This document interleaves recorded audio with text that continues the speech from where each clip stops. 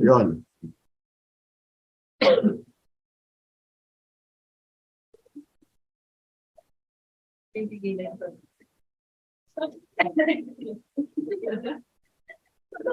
Ano yan? Saan yung soprano? Saan yung alto niya? Okay. So, pag-usapan na naman natin yung airport. Airport na naman tayo. O, kanina, road right of way, no? Kalsada.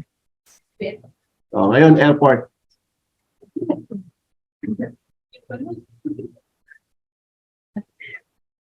Nakita na?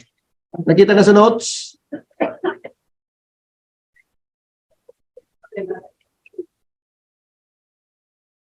Thumbs up kung nakita na sa note. Kung nakita na sa handouts niyo, thumbs up, please.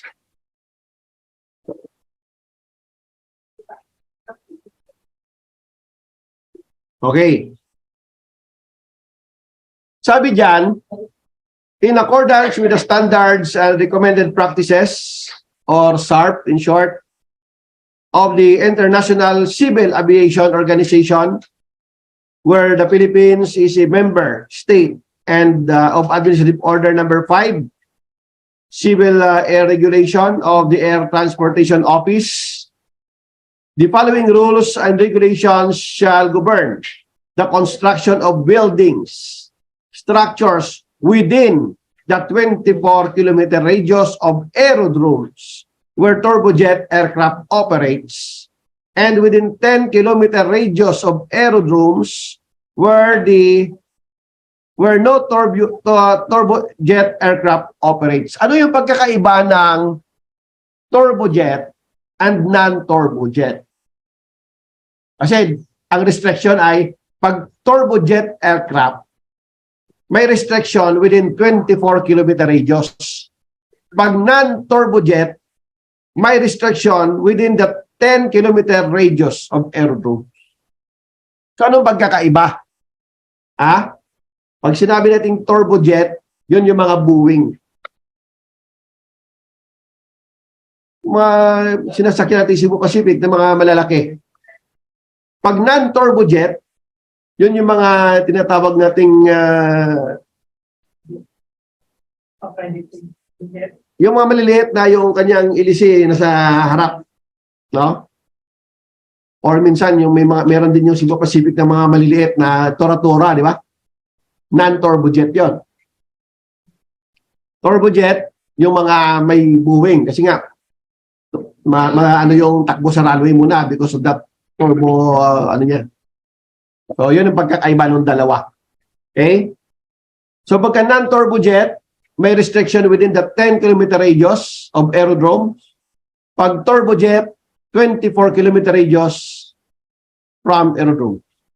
So, take note of that. Dalawa lang naman yan. 10 and 24.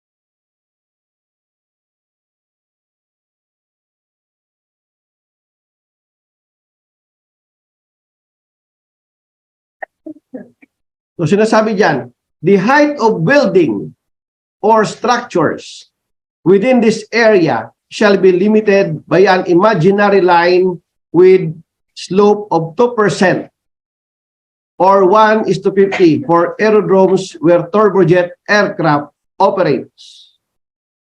So, pag turbojet aircraft, 2% and 2.5% or 1:40 for aerodromes where no turbojet aircraft operates. From the inner edge, recon from the surface of the runway. The dimensions of the isosceles trapezoidal are shown in table 7.3. So 7.3 ito. Ano ba yun?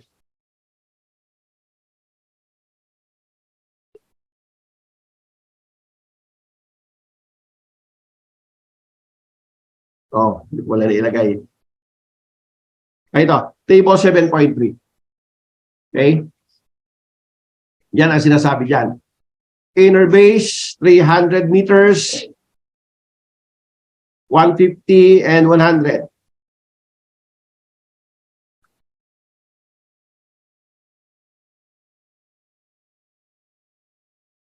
Pero ang critical dyan palagi yung distance ng building. Distance sa building. No new buildings or structures shall be allowed within the runway strip. Yung projection ng runway mismo. General rule, no new buildings or structures shall be allowed within the runway strip.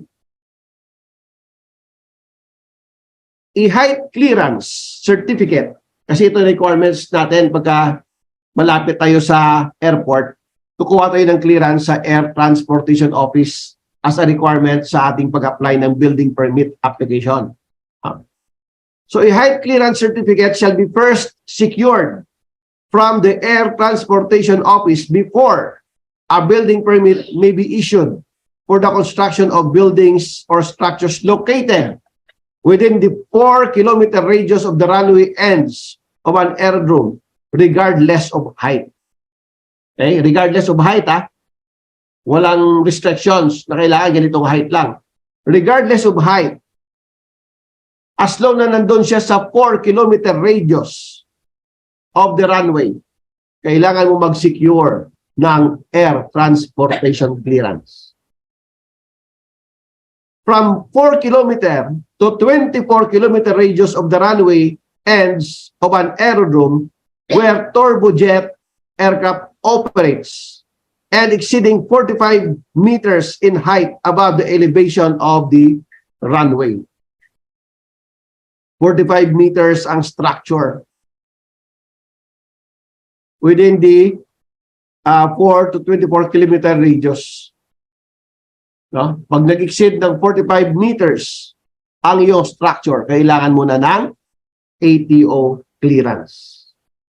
From 4 kilometer to 10 kilometer radius, pagka non-turbojet, and more than 45 meters ang structure.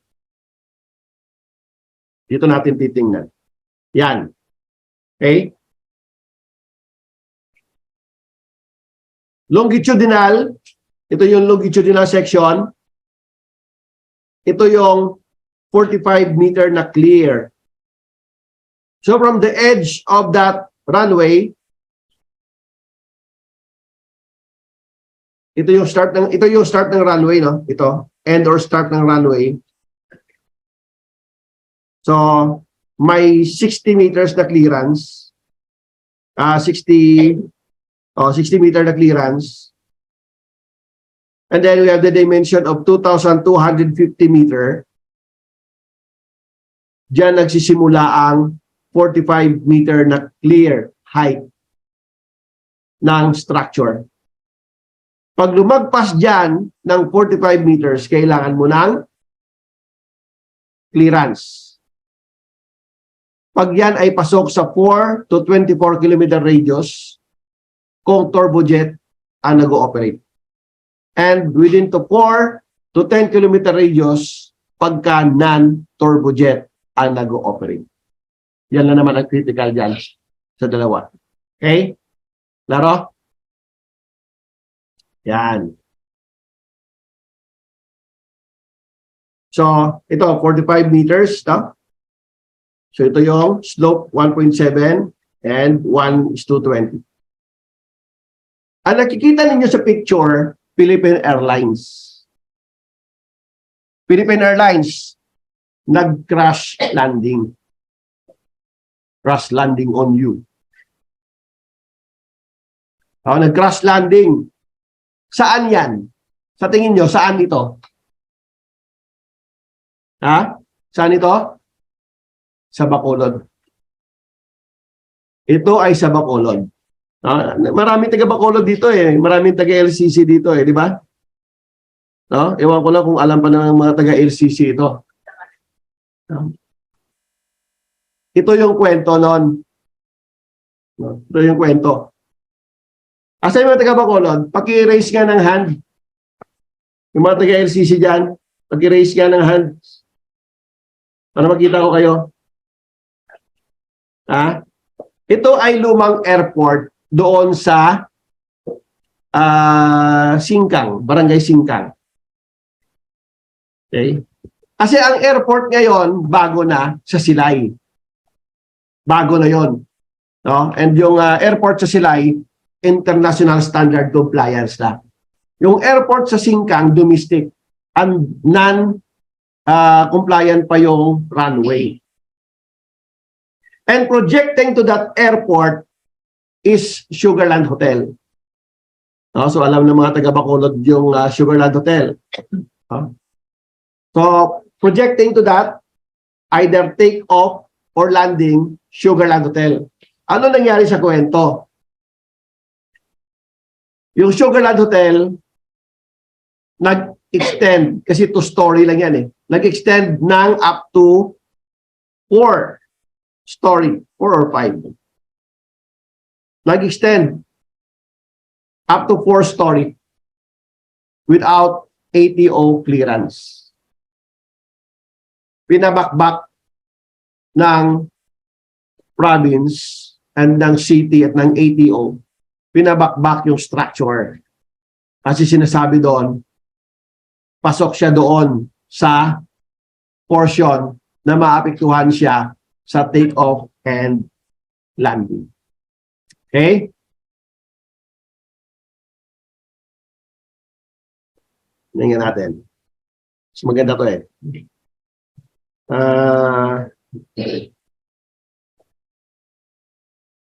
Miss Zulueta, narinig ba ako? Yes, sir. Narinig ba ako, Miss Zulueta? Yes, sir. Naririnig, sir. Hindi kita naririnig. Or Nakamute ka ba? Hello? Hello po. Hello? Naka-unmute naman ako.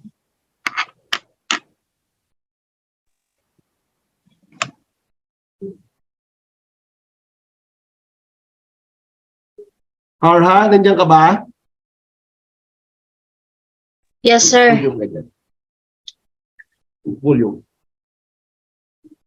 Sir? Hello, sir. Miss Zulueta, Yes, sir. pakibasa nga yun sa screen.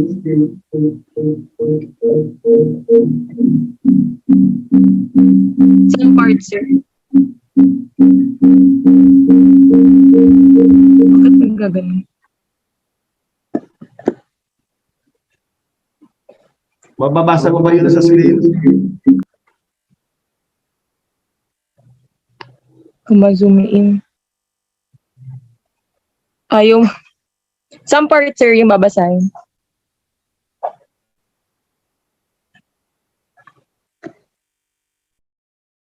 Hello. Hello po. Hindi ko marinig. Wala akong marinig. Nababasa mo ba? Apo, sir. Yes po. Sige, basa. Yung first part po ng column, sir. Yes.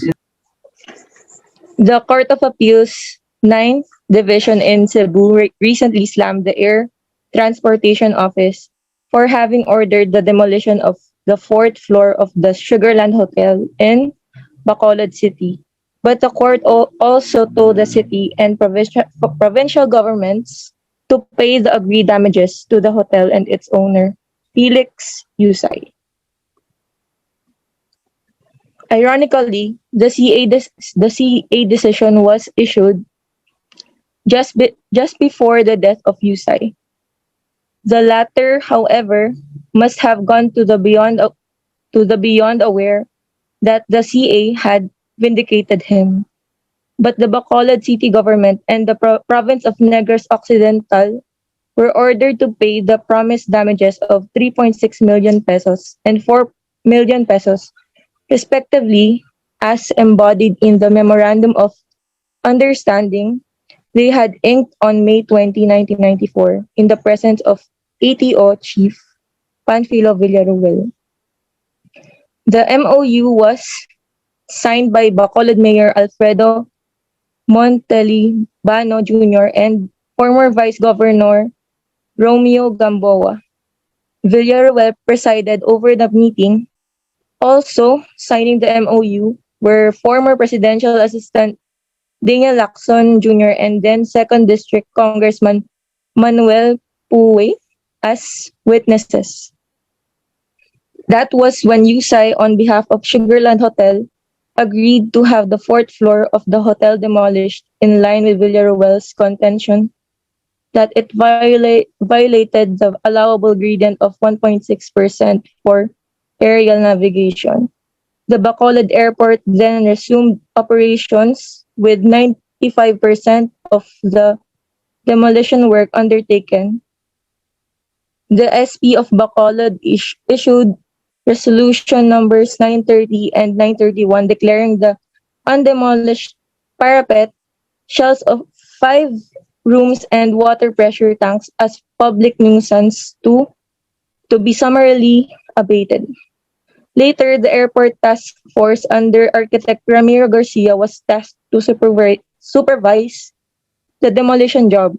But despite the lack of a court order, the city engineer, accompanied by 5 policemen and demolition crew, undertook the demolition. This was the second demolition of additional structures of the hotel. Later, it was discovered that the height of the building did not pose a threat to aerial navigation, as it did not exceed the allowable height clearance of 2.5% gradient on domestic airports. What Villaruel earlier had claimed as the allowable gradient of 1.6% applied only to international air navigation.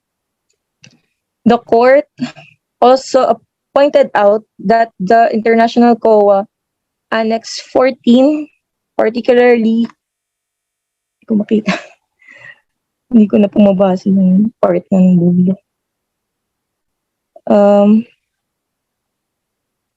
Proceed na po ako sa isang column. The previous closure of Bacolod Airport by Villaruel had virtually put the commercial operations in the city into paralysis. Hence, the MOU meeting and the agreement by USAI to allow the demolition on the basis of Villaruel's order to allow for the resumption of airport operations. Both the Bacolod City and provincial governments later re-engaged on paying USAI and Sugarland what they had agreed to in the MOU. The court's decision, penned by Associate Justice Pampio Abacinto and concurred by Associate Justices Francisco Acosta and Amy Lazaro Javier, ordered both local government units to comply with the MOU, pointing out that it was legally binding.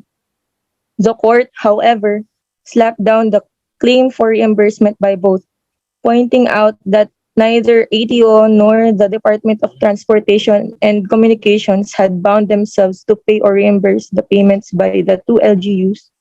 DOTC and ATO's participation was only limited to the opening of the Bacolod Airport at the soonest possible time, subject to certain conditions.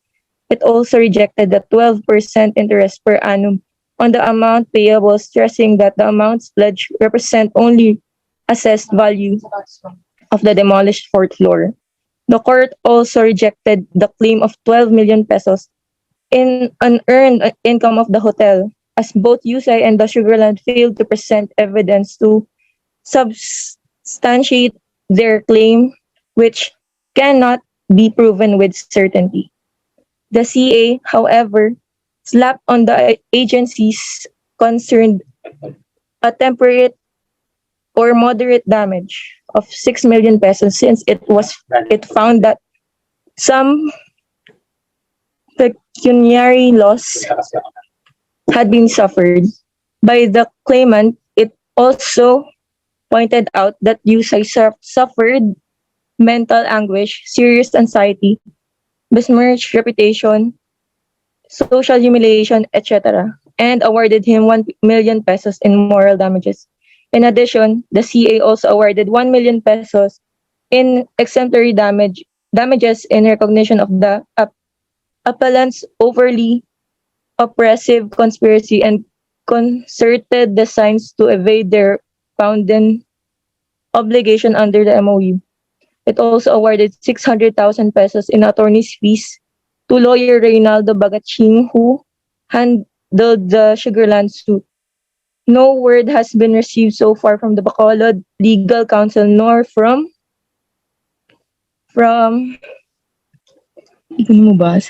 what is it? From provincial government in whether they will still appeal the CA ruling in the Supreme Court. Okay.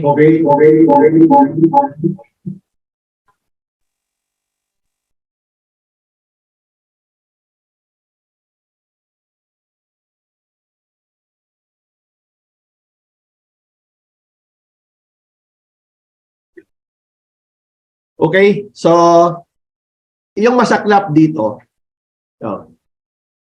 pinademolish ang 4th floor and 3rd floor, and then later on, na-discover na hindi naman pala siya within the 2.5% slope. Dahil ang 2.5% na slope is only for international airport standard. At hindi pa siya nabayaran ng 12 million na damages dahil hindi na-prove. Sabi ng Court of Appeals. So, ang nabayad sa kanya ay 6 million lang plus yung 600 na attorney's fees. Okay. At ang pinakamasaklap dito,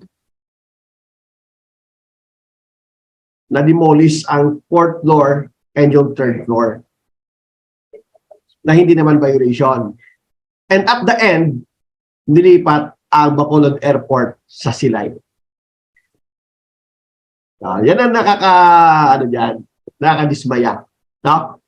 After ilang years, nilipat ang airport. Okay? Ngayon, ang nakikita ninyo kanina na crash na aeroplano, doon lang yun banda sa gilid din ng Sugarland Hotel.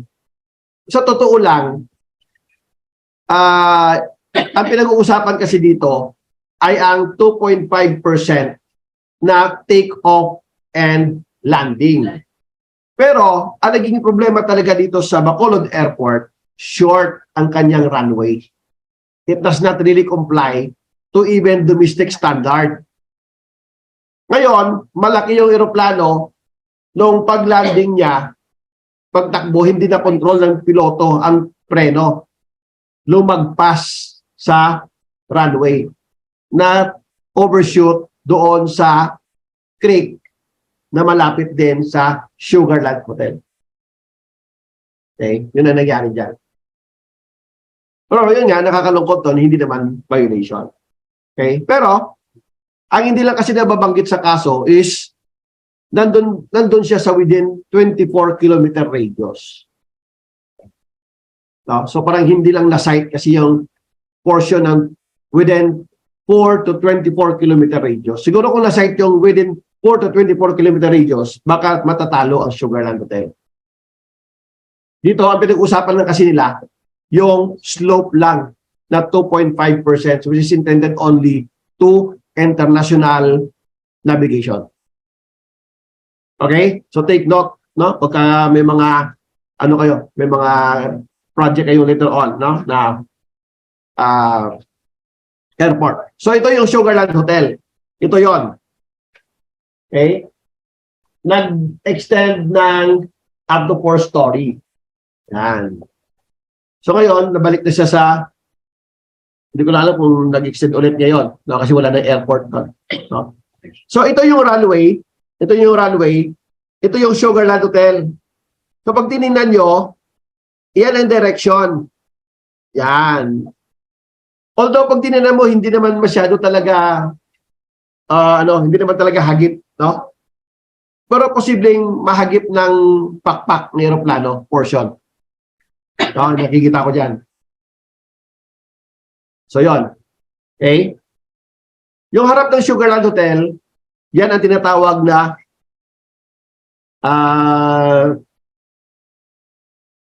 mga taga-Bacolod, ano nga yung harap nun? Golden Field, sir. Golden Field. Yung equivalent ng Malate. Doon. Golden Field, sir.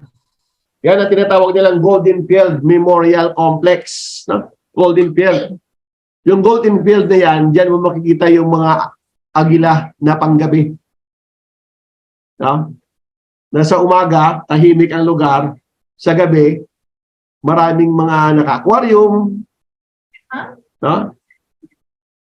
Mga nandyan sa labas lang. Sir, 500. Dyan yan. Dyan mo makikita. Okay?